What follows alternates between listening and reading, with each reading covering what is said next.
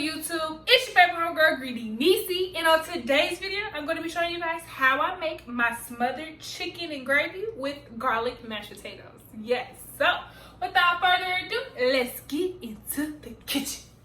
I'm going to be taking my chicken here, and I'm going to be coating them with my seasonings after I've washed them. I'll be using garlic powder, oregano, Italian seasoning, black pepper, sea salt, onion powder, and just coat those together for a few minutes and before I start my flour seasoning. Just get those all around.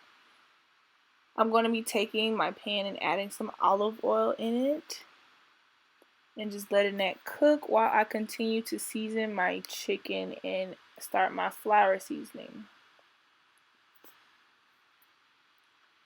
I'm going to be using this bowl for the flour seasoning. I'm using the exact same seasonings I use for the chicken.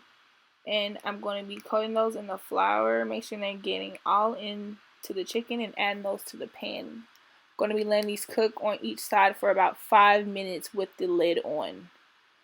After that, turn them over. I already turned them over here, so I'm just going to be taking them out and add them to this bowl and just letting those sit in the bowl while I make the gravy in this bowl. I'm going to be using some chopped onions for my gravy, and I'm going to be adding some minced garlic in there, crushed red pepper as well, and letting those cook for at least about 4 minutes, and adding in some butter. After letting that cook for a while, at least for about 7 minutes, I'm going to be tablespoon by tablespoon adding in my flour. Do not overly add in flour in your gravy. You do not want that. It will be nasty. You do not want nasty flour gravy. I'm going to be using turkey bone broth here, at least inch by inch. I'm going to continue to keep whisping as I am pouring. That is key. Keeping that hand motion going so it can get in there. I'm using about 2 cups of the bone broth and just letting that wisp in there bit by bit. And then I'm going to be adding some heavy whipping cream. Yes, only about half a cup of this. After that simmer, I'm going to add the chicken in back into the gravy, and I'm going to be putting this in the oven for at least 1 hour on 425 degrees.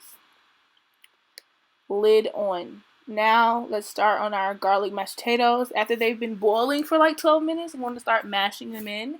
I'm going to be adding in some mayo. I use Hellmann's and Miracle Whip for my garlic mashed potatoes. I'm also going to be adding in some milk, at least about 3/4 cups of milk into this. And some butter, yes, with black pepper. Some garlic powder, because this is garlic mashed potatoes, and some sea salt.